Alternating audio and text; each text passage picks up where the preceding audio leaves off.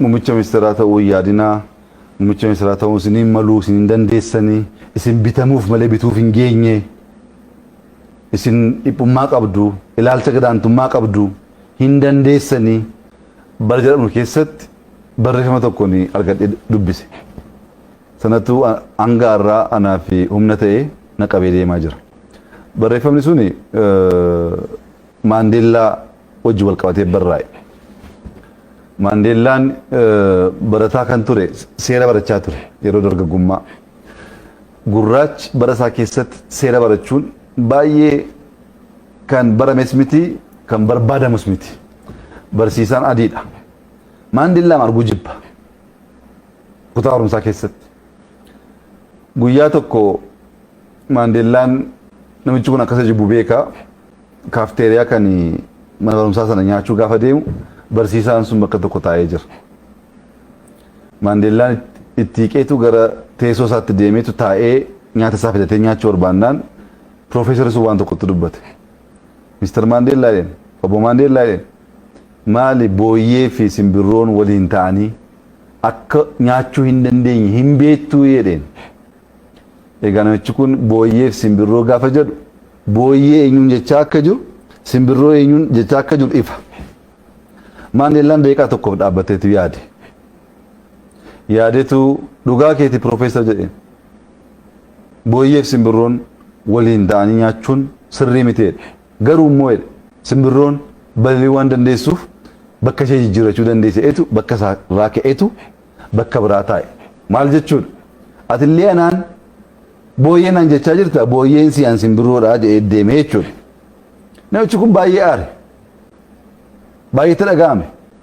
Yeroo biraa haaloo kana ba'achuudhaaf yeroo fudhateetu itti yaadee guyyaa tokko kutaa keessatti barattoonni hundi bakka jiranitti Mister Maandeellaa gaaffii tokkoon si gaafadhaa jedheen. Na gaafadhaa piroofeesar jedhee deebiseef Maandeellaan dargaggoo yoos. Maal jedhee gaafataa? Karaa irratti qarshii kuntaala tokko yookaan immoo qarshii kuntaala tokkoof beekumsa kuntaala tokko wal bukkee taa'anii soo argatte isa beekumsaa fudhatta moo isa qarshii fudhattaa jedheen. Maandeellaan kun gaaffii maalii qabaa? Isa qarshiin fudhadhaa jedhe. Piroofeesarri kun baay'eetti kolfe. Maaliif beekumsa dandeettii mala dhiisteetu qarshii fudhatte jechuuf kolfaga. Kolfeetu ani jedhe isoon bakka kee ta'e qarshichaan fudhadhu jedhe. Beekumsa barumsa sanan fudhadhaa jedhe. Mala sanan fudhadhaa. Malli suni qarshii uumuu waan danda'uuf isan barbaada malee qarshiin fudheetti kolfeetu kofalchiise. Maandeellaan kan kee sirriidhaa kan koo sirriidhaa jedhe. Piroofeesarichi akkamitti jennaan namni kan qabuun barbaadu isan qabaanne barbaada. Ani beekumsa nan qaba, bilchi nan qaba, sammuu nan qaba, qarshiin dhabee. Ati immoo beekumsa hin qabdu, waan qabdu sitti fakkaata. Qarshii immoo qabda, isan qabne sana fudhatte. Amaluma namaati waan qabuun fudhatu isan qabne fudhata waan ta'eef qarshii fudhee jedheen. Lammaffaa ajjeesee jechuudha. Inni maal jechuu isaati? Beekumsa hin qabdu wallaalaadhaa gurraacha jedhee cabsuufi. Yaadin jechuuf wallaalaan siyaan wallaalaan isa isatti deebise. Namichi kun yeroo kana baay'ee aareetu guyyaa tokko kutaa keessatti qormaata kenna barattoota hundaaf. Qormaata sana gaafa deebisanii maqaa isaaniitiin qormaata waraqaa isaanii deebisaaf. Gaafa deebisuu kan Maandeellaa irratti idiyeet jedhee barreessa. Doofaa wallaalaa jedhee barreesseetu itti kenna. Maandeellaan taa'ee ilaaleetu baay'ee gubate. Yaadeetu piroofeesar jedhe waraqaa koo irratti maqaa keessan barreessitaniitu qabxii koo mokaa'uu diddanii jedhe. Namichi maraate inni arrabsuuf doofaa idii jedhee barreesse maqaa keetii jedheen inni immoo yeroo sadii ajjeese. Maandeellaan ilaalcha kanaan hidhamee garafamee dhiibamee yaanni kun isa keessatti waan biqileef caalee moo'ee seenaa hojjetee jira. Ani muummicha ministeeraa ta'uu hin dandeessu. Ati bitamuuf malee bituuf hin qophoofne. Ati xiqqoodha, ati hin beektu gaafa naan jedhan kun arraba kana hunda jecha kana hunda abbaatti deebiseen karaa koon deemaa ture. Kanatu asiin naga'e. Harroo sagalee baay'ee dhaga'ama olii gadi. Inni kee hundi mirqaanuma barreessaa oola. Kana hunda deebisaa oolan hojii hojjechuu hin danda'u. Ani seenaa hojjechaa hin jira. seenaa hojjechaa jiru naannoo keenya keessatti fakkeenyaaf waggoottan tokko darbe keessatti piroojeektii 4,000 waggaa 10 ol dhaabbate piroojeektii xixiqqaa amma guddaatti raawwannee eebbisaa jirra. 4,000 ol mana barumsaa ta'uu danda'a, hospitaala xixiqqaa ta'uu danda'a, gamoo garaagaraa ta'uu danda'a. Hojii baay'ee jalqabamee dhaabbate finneetu eebbisaa jirra. Deemaati ilaalaa isinis seenaa guddaadha kun. Jalqabuu osoo hin taane fixuu akka dandeenyu agarsiisaa jirra. Finfinneetti wanti hojjechaa jirru abbaan barbaade dhufee kan buqqisuu danda'u miti. Seenaa hojjechaa jirra. Seenaan kun bu'uura kan taa'udha, kan mul'atudha. Abbaan barbaade boo dhufe xureessuudhaa tattaafachuu danda'a, balleessuu hin danda'u. Kanaaf hojii koorratti, mul'ata koorratti, yaada koorratti xiyyeeffadhee hojjechaa jira. Maaliif? Ani umurii koo guutuu as taa'uun barbaadu. Takkatu hojjedhee bu'uura kaa'een deemuu barbaada. Amma sanatti immoo warra odeessu wajjiniin gabaa isaanii oolee yaada isaanii dhaggeeffachaa isaaniif deebii kennuu keessa oon oole hojiin kun abbaa dhaba. Kun uummata Oromoo hundaaf barumsa guddaa ta'uu danda'a. Kan nu arrabsuu barbaadu, kan nu cabsuu barbaadu, kan nu dhiibuu barbaadu akka Oromootti haa ta'u akka biyyaatti. Itoophiyaan piroojeektii laga hidha Abbayyaa yaaduun dandeessuu hin qabdu jedhanii kan dubbatan jiru.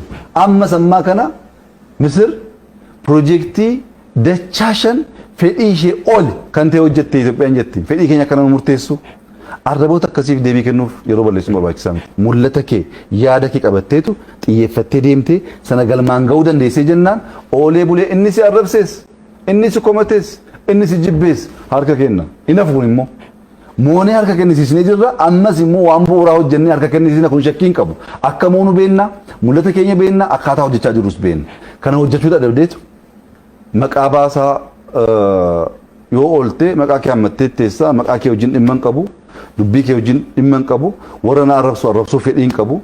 Akkasitti miti kan hin guddadhe an hojii hojjedhee waan seenaa keessatti midaalamee dhaloonni hojii jechuun kana jechuu danda'amu hojjechaa jira. Yaadaanis dhaabbileedhaanis waan mul'atuunis OBN deemee ilaalu Inxooxxoo waan fakkaatu. Inxooxxoo hojiin hojjenne suni dhugaa dubbachuuf Washington DC London deemtee argachuu hin dandeessu. Deemaa ilaalaa hojii addaa hojjenne biyyi kun akka danda'u hojjechuu akka dandeenyu jijjiiruu akka dandeenyu mul'isaa jirra. Kun akka biyyaatti bal'achuu qaba. Badhaadhinni sadarkaa biyyaatti dhugoomuu qaba. Kana gochuuf bakka tokkotti shaakaltee hojjettee xiqqoora jalqabdee bal'isaa deemta. Al tokkoon biyya guutuu jijjiiruu hin danda'amu, biyyi jijjiires hin jiru. Akkaataa kanaan deemaa jirra. Injifannoo guddaa kan saba keenya boonsu, biyya keenya boonsu hojjechaa jirra. Nus immoo gammachuu guddaa hojjechaa jirra. Bakka arrabaan jiru, bakka hojii waan jirruuf, bakka waan guyyaa mul'atu guddatu keessa waan jirruuf, gama dinagdee waan goone beenna, gama homaa waraanaatiin waan goone beenna, gama siyaasaatiin waan goone beenna. Baay'ee gammanna. Injifannoon kunis immoo oolee bulee hunduu kan itti gammadu akka ta'u abdii guddaa qabna. Kallattiin qabsoo Oromoo kanaan booda maal ta'uu qaba? Wanni uummata Oromootiif dhaamtan maaltu jira? Uummanni keenya duudhaa addaa, seenaa addaa, beekumsa addaa, jabina addaa qaba. Namni jijjiirama fidee eenyummaa ofii ijaaruu barbaadu jalqaba eenyummaa ofii sirnaan baruudha. An bashaashaallaa dhalachuu koo dagannaan, abbaa fixaalaa dhalachuu koo dagannaan, guddisa koo dagannaan, of dagannaan, Oromoofis hin ta'u biyyaafis hin ta'u.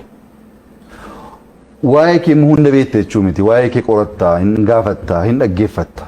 Oromummaa keessatti waan guguddaa baay'eetu jira. Oromoon saba injifatee fagoo deemuu danda'udha. Kana gochuuf tokkoffaa tokkummaa isaa eeguu. Diinaa wajjin dhaabbachuu osoo hin taane tokkummaa isaa eeguu. Lammaffaa duudhaalee Oromoo qabachuu, hammachuu, jaallachuu, nyaachisuu. Gaarummaan badii hin qabu. Waan gaarii hojjettee hin dhabdu soba kun. Dhiyeenya tokko waan tokko dubbisee jira. Mootiin tokko biyya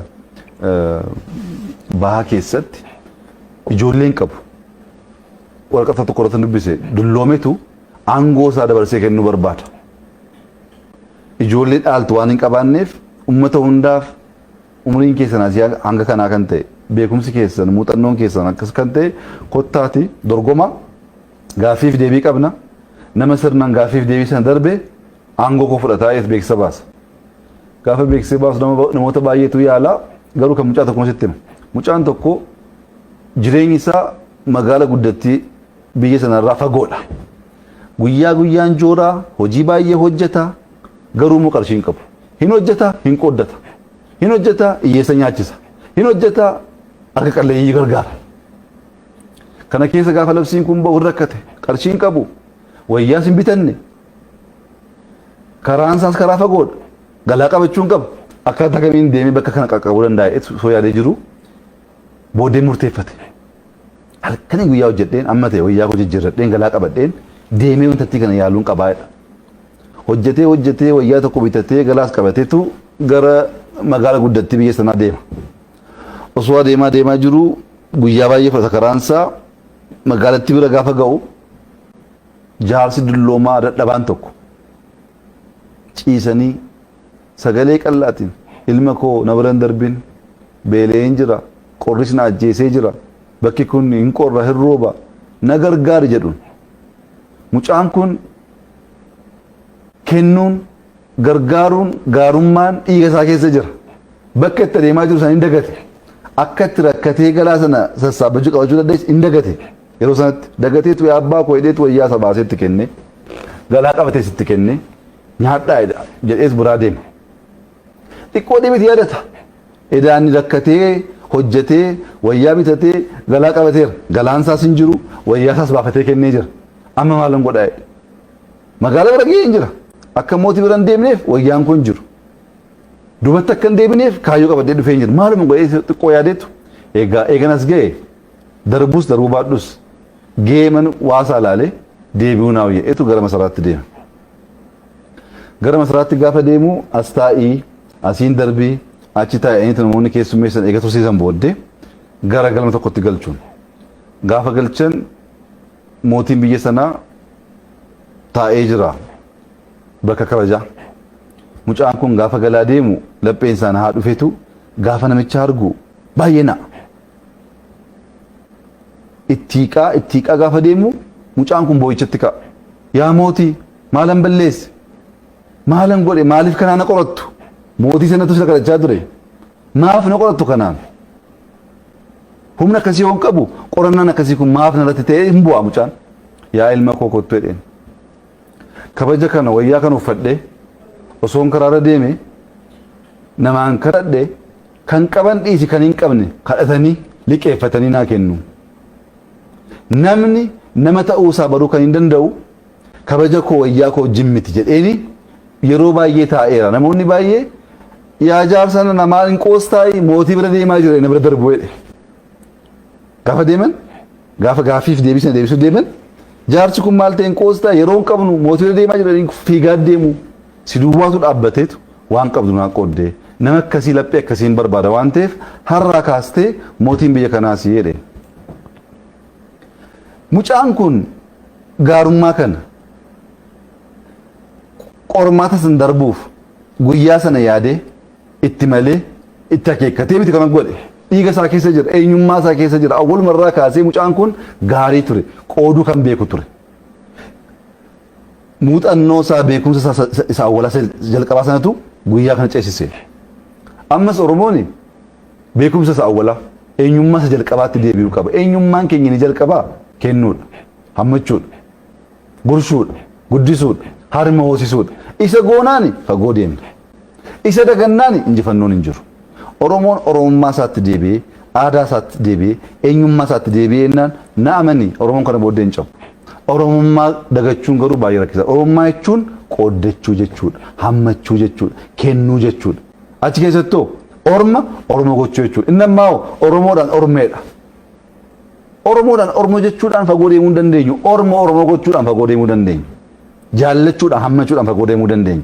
Oromummaa keenyatti deebinee hojii keenya hojjennu injifannoo fiduu dandeenya kan jedhu amantaa guddaan qaba. Kan biraa Oromoon hacuucamuu argee jira. Garaafamuu argee jira. Arraffamuu, xiqqeeffamuu, gadi dhiibamuu argee jira.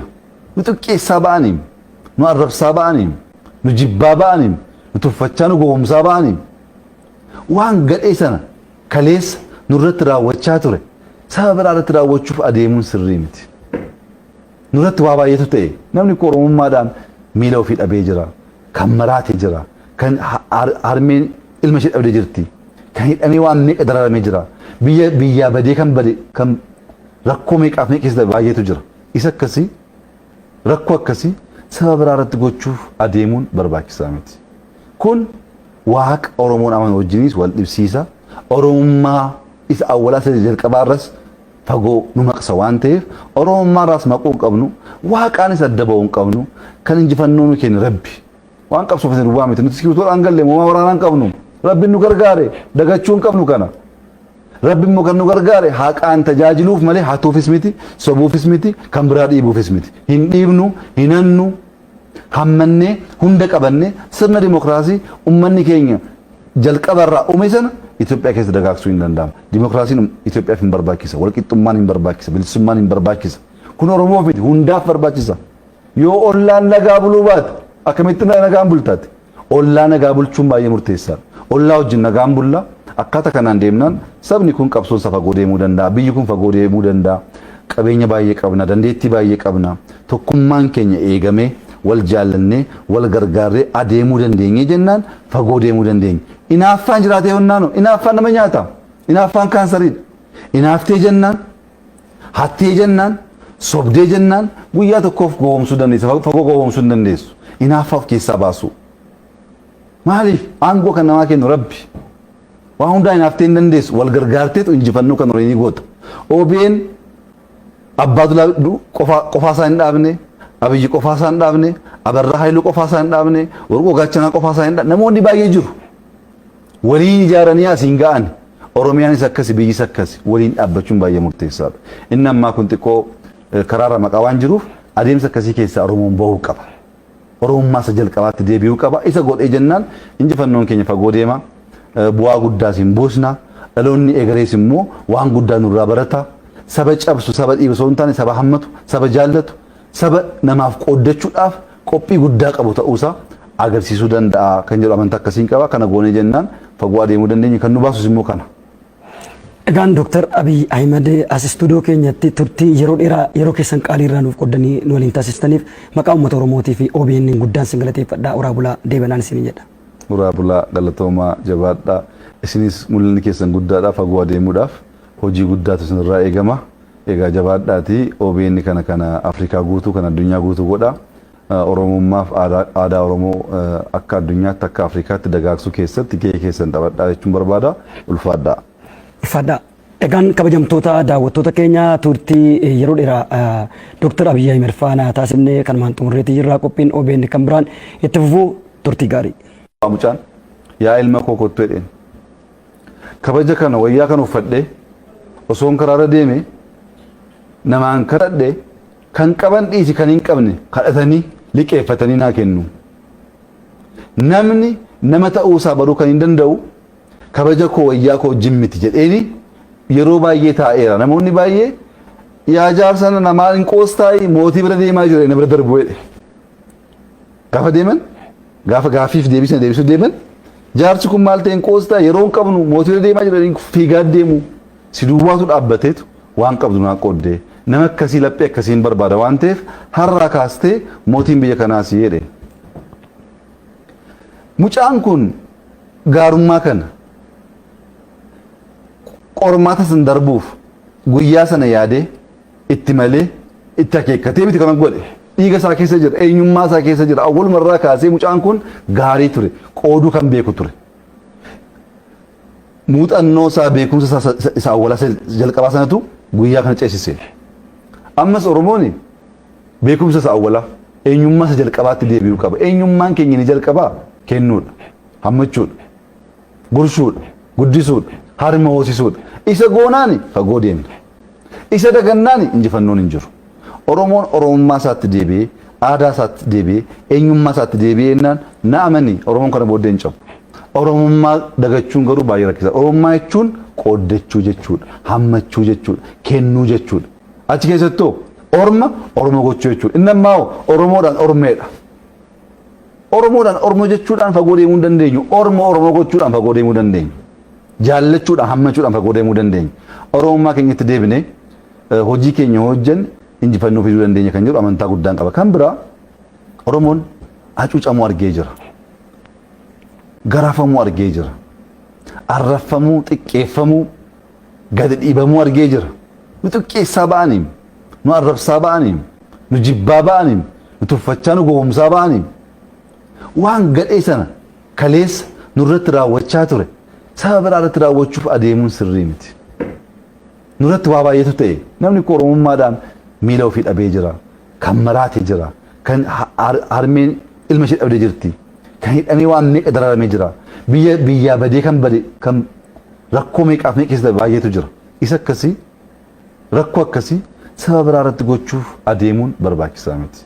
Kun Waaqa Oromoon aman wajjinis wal dhibsiisa.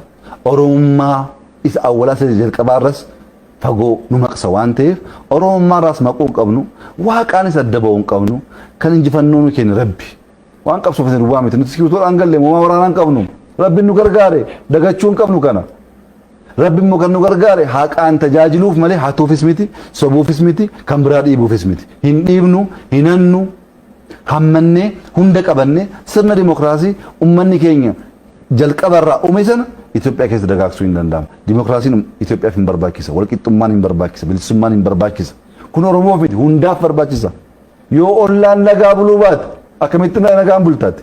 Ollaa nagaa bulchuun baay'ee murteessaadha. Ollaa wajjin nagaan bulla akkaataa kanaan deemnaan sabni kun qabsoon fagoo deemuu danda'a, biyyi kun fagoo deemuu danda'a. Qabeenya baay'ee qabna, dandeettii baay'ee qabna. Tokkummaan keenya eegamee wal jaallannee wal gargaarree adeemuu dandeenye jennaan fagoo deemuu dandeenya. Inaaffaan jiraatee honnaano inaaffaan nama nyaata. Inaaffaan kaansariidha. Inaaftee jennaan hattee jennaan sobdee jennaan guyyaa tokkoof gowwoomsuu dandeessa. Fagoo gowwoomsuu hin dandeessu. Inaaffaaf keessaa baasu.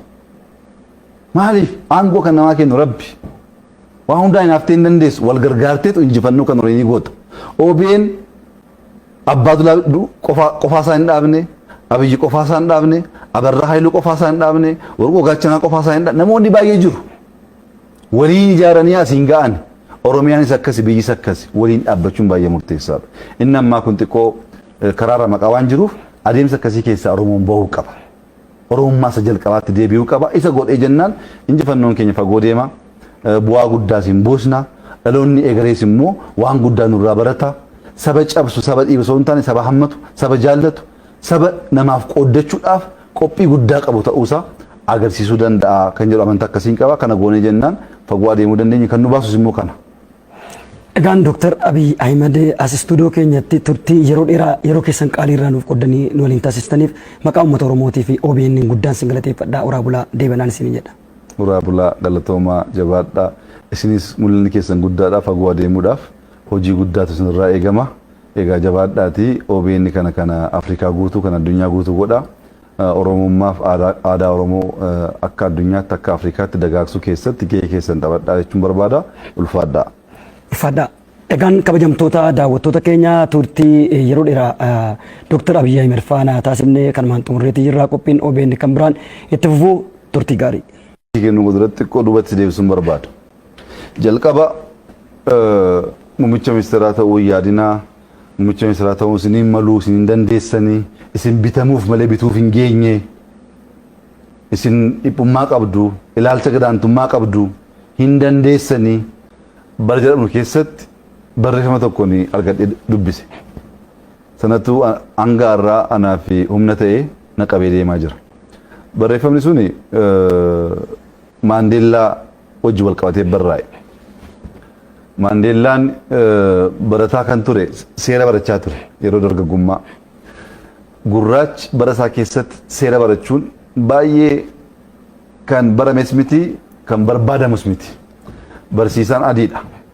Maandeellaan arguu jibba. Kutaa barumsaa keessatti. Guyyaa tokko Maandeellaan namichi kun akkasa jibbu beekaa. Kaafteeriyaa kan mana barumsaa sana nyaachuu gaafa deemu barsiisaan sun bakka tokko taa'ee jira. Maandeellaan itti hiqeetu gara teessoo isaatti deemeetu taa'ee nyaata isaa fidatee nyaachuu barbaannaan Piroofeesarri sun waan tokkotti dubbate. Mister Maandeellaa jedheen, obbo Maandeellaa jedheen maali booyyee fi simbirroon waliin ta'anii akka nyaachuu hin dandeenye hin beektuu jedheen.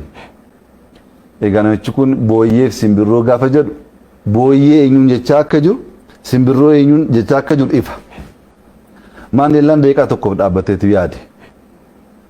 Yaadetu dhugaa keeti Piroofeesar jedheen. Booyyee fi simbirroon waliin ta'anii nyaachuun sirrii miteedha. Garuu immoo simbirroon balali'uu waan dandeessuuf bakka ishee jijjiirrachuu dandeesseetu bakka irraa ka'eetu bakka biraa taa'e. Maal jechuudha? Atillee anaan booyyeen aan jechaa jirta booyyeen si aan simbirroodhaa jedhee deeme jechuudha. Namichi kun baay'ee aare. Baay'eetti dhaga'ame. Yeroo biraa haaloo kana ba'achuudhaaf yeroo fudhateetu itti yaadee guyyaa tokko kutaa keessatti barattoonni hundi bakka jiranitti Mr. Mandela gaaffii tokkoon si gaafadhaa jedheen. Na gaafadhaa Piroofeesar jedhee deebiseef Mandeellaan dargaggoo yeroos. Maal jedhee gaafataa karaa irratti qarshii kuntaala tokko yookaan immoo qarshii kuntaala tokkoof beekumsa kuntaala tokko wal bukkee taa'anii soo argatte isa beekumsaa fudhatta moo isa qarshii fudhattaa jedheen. Mandeellaan kun gaaffii maalii qabaa? Isa qarshiin fudhadhaa jedhe. Piroofeesarri kun baay'eetti kolfe. Maaliif beekumsa dandeettii mala dhiisteetu qarshii fudhatte jechuuf kolfaga. Kolfeetu ani jedhe isoon bakka kee ta'e qarshichaan fudhadhu jedhe. Beekumsa barumsa sanan fudhadhaa mala sanan fudhadhaa. Malli suni qarshii uumuu waan danda'uuf isan barbaada malee qarshiin fudheetitti kolfeetu kofalchiise. Mandeellaan kan kee sirriidhaa kan koo sirriidhaa jedhe. Piroofeesarichi akkamitti jennaan namni kan qabuun barbaadu isan qabaanne barbaada. Ani beekumsa nan qaba, bilchina nan qaba, sammuu nan qaba, qarshiin dhabee. Ati immoo beekumsa hin qabdu, waan qabdu sitti fakkaata. Qarshii immoo qabda, isan qabne sana fudhatte. Amaluma namaati waan qabuun fudhatu isan qabne fudhata waan ta'eefini qarshii fudhee jedheen. Lammaffaa ajjeesee jechuudha. Inni maal jechuu isaati beekumsa hin qabdu wallaalaadhaa gurraacha jedhee cabsuufi. Yaadin jechuuf wallaalaan si aan wallaalaa miti isatti deebise. Namichi kun yeroo kana baay'ee aareetu guyyaa tokko kutaa keessatti qormaata kenna barattoota hundaaf. Qormaata sana gaafa deebisanii maqaa isaaniitiin qormaata waraqaa isaanii deebisaaf. Gaafa deebisuu kan Mandeellaa irratti idiyeet jedhee barreessa doofaa wallaalaa jedhee barreessetu itti kenna. Mandeellaan taa'ee ilaaleetu baay'ee gubate. Yaadeetu Piroofeesar jedhe waraqaa koo irratti maqaa keessan barreessitaniitu qabxii koo mukaa diddanii namichi maraate inni arrabsuuf doofaa idii jedhee barreesse maqaa keetii jedhe inni immoo yeroo sadii ajjeese. Mandeellaan ilaalcha kanaan hidhamee garafamee dhiibamee yaanni kun isa keessatti waan biqileef caalee moo'ee seenaa hojjetee jira. Ani muummicha ministeeraa ta'uu hin dandeessu. Ati bitamuuf malee bituuf hin qophoofne. Ati xiqqoodha, ati hin beektu gaafa naan jedhan kan kun arraba kana hunda jecha kana hunda abbaatti deebiseen karaa koon deemaa ture. Kana tosiin naga'e. Harroo sagalee baay'ee dhaga'ama olii gadi. Inni kee hundi marqaan barreessaa oola. Kana hunda deebisaa oolan hojii hojjechuu hin danda'u. Ani seenaa hojjechaa jira. Seenaa hojjechaa jira naannoo keenya keessatti fakkeenyaaf waggoottan tokko darbe keessatti piroojeektii 4,000 waggaa 10 ol dhaabbate. Projektii xixiqqaa amma guddaatti raawwannee eebbisaa jirra.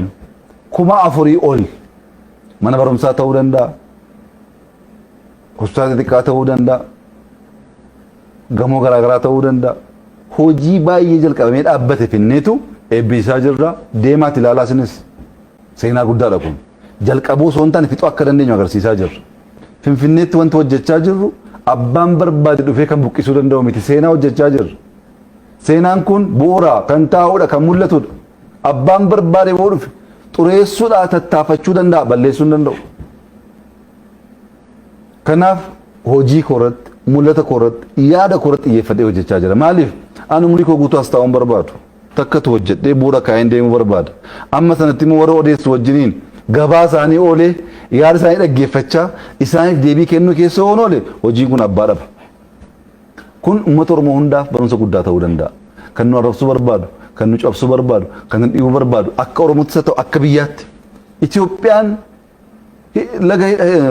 piroojeektii laga hidha Abbayyaa yaaduun dandeessu hin qabdu jedhanii kan dubbatan jiru. Amma sammaa kana Misir piroojeektii dachaa 5 fedhii ishee ol kan ta'e hojjette Itoophiyaan jetti. Fedhii keenya kana murteessu. Arraboota akkasiif deebii kennuuf yeroo balleessuun barbaachisaa miti. Mul'ata kee yaada kee qabatteetu xiyyeeffattee deemtee sana galmaan ga'uu dandeessee jennaan oolee bulee inni si arrabsees inni si komatees inni si jibbees harka kenna. Hin hafuun immoo moonee harka kennisiisnee jirra ammas immoo waan bu'uuraa hojjennee harka kennisiisna kun shakkii hin qabu. Akka moonu beenna mul'ata keenya beenna akkaataa hojjechaa jirus beenna. Kana hojjechuu dadhabdeetu maqaa baasaa yoo oolte maqaa kee hammattee teessaa maqaa kee wajjin dhimma hin qabu dubbii kee wajjin dhimma hin qabu warra na arrabsu